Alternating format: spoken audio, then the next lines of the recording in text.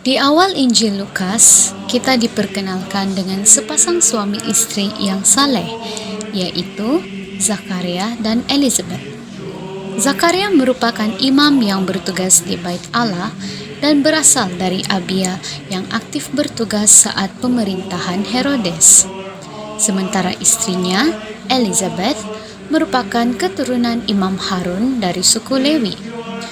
Santo Lukas menceritakan bahwa Elizabeth dan Zakaria adalah orang yang hidup benar dan menuruti segala perintah dan ketetapan Allah. Namun, pasangan ini belum dikaruniai keturunan walaupun sudah menjangkau usia senja. Meskipun demikian, kedua pasangan ini tetap setia dan taat kepada Allah.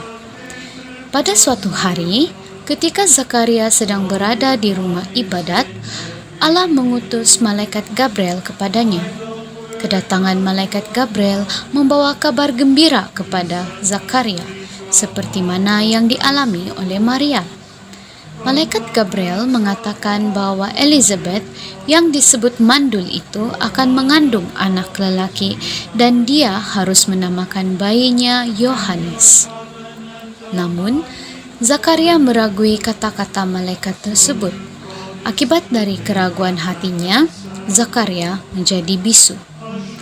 Sebagai manusia yang terbatas, dia tidak dapat mengerti sepenuhnya rencana Allah sehingga keraguan ini timbul dalam hatinya. Setelah genap bulannya, Elizabeth pun melahirkan seorang bayi laki-laki. Pada hari ke-8 setelah kelahiran bayi tersebut, maka diadakan upacara penyunatan.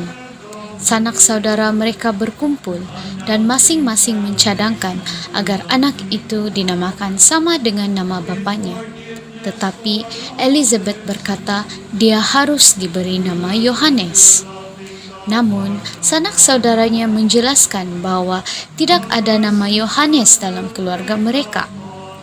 Oleh itu, mereka memberi isyarat kepada Zakaria untuk bertanya, nama apa yang harus diberikan kepada bayi itu? Zakaria meminta batu tulis dan menuliskan nama Yohanes.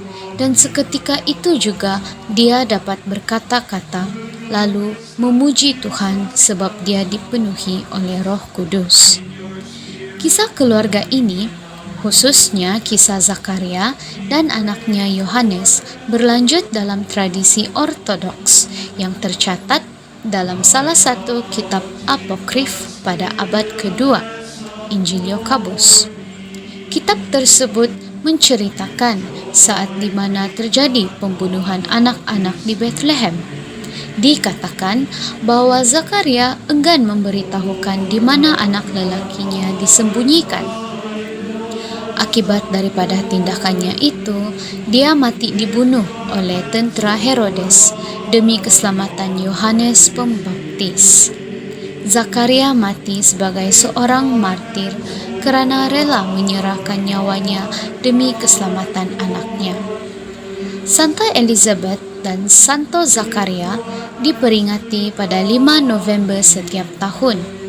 Kedua pasangan suami istri ini mengajarkan kita tentang kerinduan yang sesungguhnya.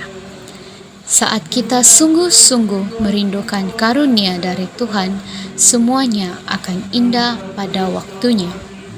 Kedua, kemandulan Elizabeth menggambarkan kemandulan iman kita.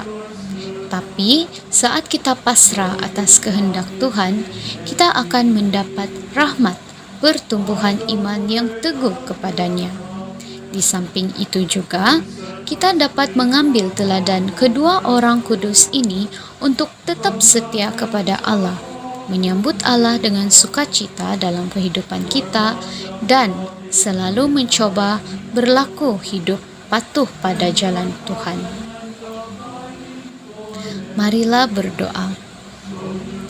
Ya Santo Zakaria dan Santa Elizabeth, Engkau mengajar kami untuk selalu tetap setia dan taat kepada Allah, meskipun berhadapan dengan pelbagai kesulitan.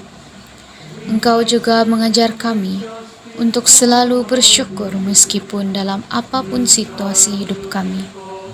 Meskipun tidak mempunyai zuriat dalam waktu yang sangat panjang, imanmu tidak pernah goyah, malahan engkau tetap bertekun dan taat kepada Allah. Bantulah kami untuk tetap setia kepada Allah, meskipun berhadapan dengan apa juga kesukaran dan rintangan di dalam hidup kami. Doakanlah kami selalu, ya Santo Zakaria dan Santa Elizabeth. Amin.